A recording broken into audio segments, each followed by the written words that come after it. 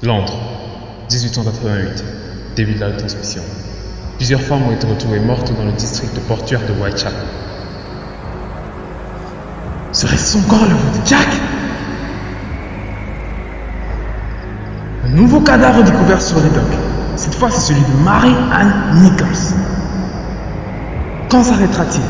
Quand?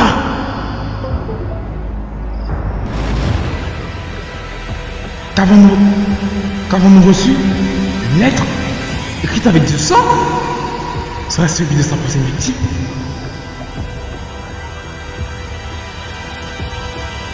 « 29 août. La police réquisitionne plus de 2000 habitations pour enfin trouver qui est le meurtrier de Whitechapel. Aucune piste. Mais qui est ce fameux Jack l'éventreur? Qui? 30 septembre. Le meurtre semble s'être arrêté. Mais attendez! Attendez!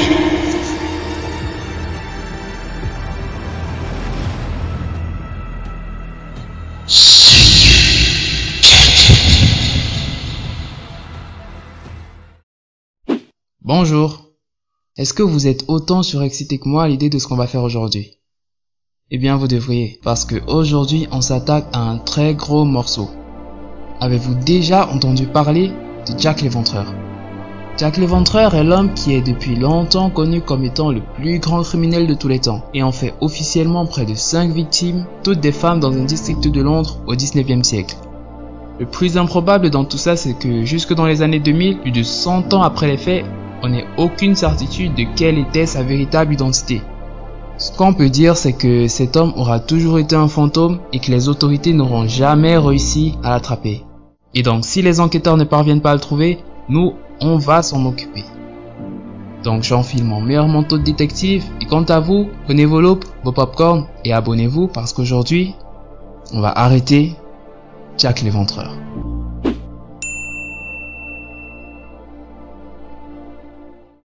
Eh bien nous y sommes. 1888, Londres, dans le district de Whitechapel. C'est ici qu'ont eu lieu tous les meurtres dits canoniques ou non de Jack. Eh bien avant de commencer à le chercher, essayons d'en apprendre un peu plus sur le bonhomme. À l'époque, la cité de Whitechapel est sujette à un très important phénomène migratoire, en majorité composé de 2 masses d'immigrés venus de l'Irlande et de la Russie. À cause de ce boost soudain, le quartier de la capitale est dans un état de surpopulation très conséquent. De ce fait, le lieu devient une zone de non-droit où règne l'insalubrité, l'alcoolisme, la misère et où des actes immoraux tels que le étaient devenus plutôt normaux. Il n'était pas rare de trouver quelques cadavres par-ci par-là et c'est dans cette atmosphère que va naître un homme. Celui qui va s'autoproclamer Jack l'Éventreur. Vous l'avez deviné, cet homme aura assassiné officiellement pas moins de 5 prostituées du district avec un mode opératoire très particulier. Il avait l'habitude de, vous l'avez probablement deviné, éventrer très violemment ses victimes avant de leur arracher les organes génitaux pour finalement les laisser gisant mortes dans les rues. Ouais, c'est un peu moche comme mode opératoire et pour l'attraper, la police aura mis au moins des dizaines et des dizaines de stratagèmes et bon nombre de suspects auront été inculpés puis disculpés faute de preuves. Donc la tâche pour nous ne sera probablement pas aisée, mais nous allons, pourquoi pas s'associer à la police et faire notre propre enquête pour découvrir enfin qui est Jack. On va commencer par se rendre à Osborne Street et envoyer notre première amie, Mary. Mary Ann Nichols qui s'est joint à moi avec plaisir pour cette enquête, son rôle à elle sera simple. Elle devra se déguiser en prostituée et attendra minuit dans la rue d'Osborne, en s'assurant de rester toute seule. Au moins là, nous aurions peut-être une chance de savoir à quoi ressemble ce fameux Jack. J'avoue que dit comme ça, c'est un peu cruel. Alors pour arranger les choses, avec la technologie que j'ai rapportée, Mary disposera d'une mini caméra et d'un mini micro qui lui permettront de nous renvoyer à temps réel les images de Jack au moment où il apparaîtra. Eh bien Mary, es-tu prête? C'est parti. Mary va s'y rendre, je pense qu'elle devra attendre jusqu'à ce qu'elle voie un homme aux allures plutôt suspectes. Au vu de ses crimes et de son mode opératoire, je pense qu'il devrait être habillé d'un vêtement qui recouvre bien le corps, comme un manteau ou une large toge, et aussi un chapeau pour le style, parce que Londres, vous voyez. Eh bien, Mary, on te laisse, sois prudente, et pendant ce temps-là, nous, on va retourner au poste. Vous vous dites bien que pendant autant de temps d'enquête, le mode opératoire de Jack aura été décrypté par les enquêteurs pour pouvoir lui attribuer ses méfaits.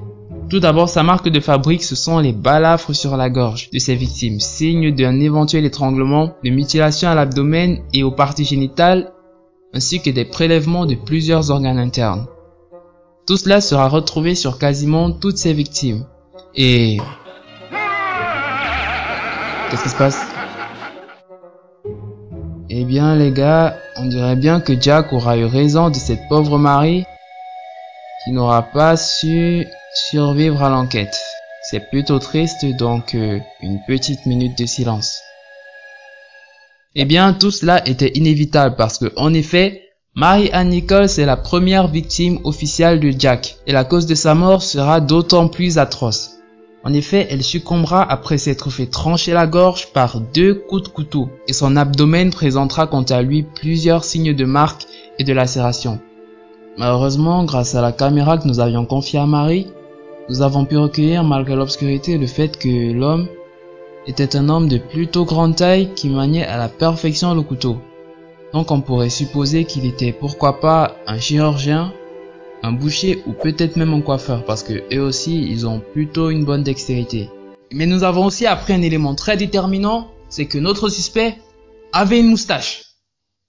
Évidemment, j'ai envie de dire, on est à Londres au 19e siècle, donc moustache, eh bien ça réduit notre liste de suspects à environ tous les hommes de plus de 18 ans. Ouais, ça se rétrécit. Donc cette fois-ci, je vais m'en occuper personnellement. Mon amie Mary Jane se rendra directement dans un point proche du centre de réfugiés et de là, elle attendra l'arrivée de Jack depuis les docks, en bas de Whitechapel.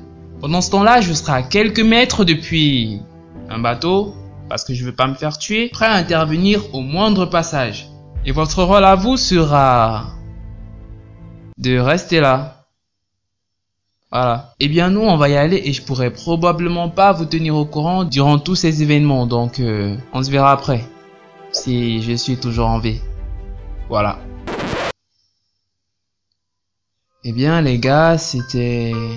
disons que ça s'est pas exactement passé comme prévu. Eh bien, Mary Jane et moi avons attendu comme prévu sur les docks l'arrivée de Jack. Et pour une raison inconnue, celui-ci ne se sera pas aventuré sur ce terrain. Peut-être que le port n'était pas un endroit qu'il fréquentait souvent. Il doit préférer les ruelles de Whitechapel.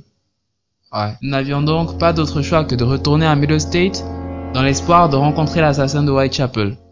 Et après quelques heures d'attente, nous avons entendu les cris d'effroi de Jane gisant sur le sol, dans une mare de sang, sans que l'on ait pu ne serait-ce qu'apercevoir le méchant, comme s'il était au courant de notre présence et aurait agi en conséquence.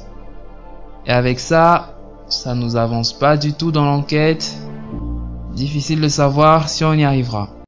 Monsieur Thomas, nous avons reçu un courrier. De la part d'eux? Un dénommé Jack. Elle est écrite avec du sang en plus? Wow, c'est fou! En effet, 2 lettres auront été envoyées à la presse et aux autorités durant l'enquête. Et la particularité, c'est qu'elles auront été toutes 2 écrites avec du sang. Du sang humain. Voilà. Et auraient toutes les 2 été signées de la main de Jack l'éventreur. C'est même de là que provient le surnom iconique de l'assassin.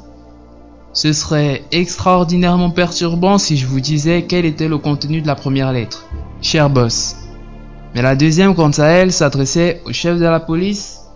Le titre était From Hell, de l'enfer, et elle contenait le rein d'une femme non identifiée, et dans la lettre il expliquait que l'autre rein, il l'avait fait cuire et manger. Ouais, on en pense ce qu'on veut, mais c'était très bon d'après lui, ne vous méprenez pas. Et dans tout ça, notre enquête n'avance toujours pas, mais bonne nouvelle. Heureusement pour nous, les autorités de police ont eu l'amabilité de se joindre à l'enquête. Enfin, j'ai envie de dire, parce qu'ils ne foutaient rien du tout. Et le plan sera de réquisitionner environ 600 habitations dans le but de découvrir qui est le plus susceptible d'être notre homme. Le projet est prévu pour demain soir, heure où habituellement Jack attaque, dans le but de le choper, une bonne fois pour toutes. Alors on se change et c'est reparti. La matinée elle a bien commencé. Une matinée bien nauséabonde mais normale, c'est un bidonville. Du côté de la police, on est en ébullition. Tout le monde se mobilise dans le but de préparer l'assaut du soir. Et à la tombée de la nuit, c'était le moment de la charge. Alors la police a comme prévu réussi à réquisitionner toutes les maisons suspectes, les médecins, les bouchers, les coiffeurs, tous y sont passés. Ceci étant, plusieurs personnes visiblement suspectes auront marqué leur absence.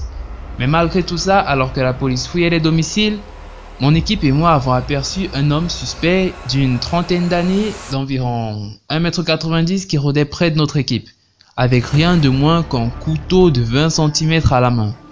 Évidemment qu'il était suspect, alors on le prend en chasse mon neveu. C'est là qu'il prit le sprint de sa vie et après plusieurs mètres de course, nous avons enfin réussi à l'attendre. Tais-toi! Il ne reste plus qu'à découvrir quelle est la véritable identité de notre homme. Eh bien, il s'agit de... Quoi? C'est pas lui. Oh non, le voilà qui s'enfuit, bordel de merde. On était si près de l'attraper, bordel. Eh bien, notre enquête n'aura servi à rien du tout. En retournant en 2022, cette virée à Whitechapel n'aura vraiment donné mal du pays, moi. Eh bien les gars, je suis vraiment dégoûté. On était à ça de le niquer. Mais on l'a raté. Mais heureusement pas, en 2014, un homme aurait prétendu connaître l'identité de Jack et de pouvoir le prouver en plus. L'analyse d'un châle appartenant à Catherine Eddowes, une des victimes de Jack, aurait été faite et aurait contenu l'ADN d'un certain Aaron Kominski, qui était un barbier polonais ayant vécu entre 1865 et 1919, alors domicilié à Whitechapel au moment des meurtres. La preuve de sa culpabilité présumée, qui étaient ses empreintes sur le châle, et la présence de son ADN ont permis aux autorités de conclure définitivement que c'était lui le suspect. Même si cette hypothèse reste très contestée par bon nombre de spécialistes, et l'histoire retiendra probablement que nous n'avons jamais réussi à trouver l'identité du serial killer le plus recherché de l'histoire. Eh bien merci à tous ceux qui ont vu cette vidéo jusqu'à la fin. Nous ne sommes encore qu'une très petite chaîne, alors je vous invite fortement à vous abonner, à partager la vidéo parce qu'on vise les 1000 premiers abonnés pour l'instant. C'était Thomas sur Délire en Cyclo et à plus.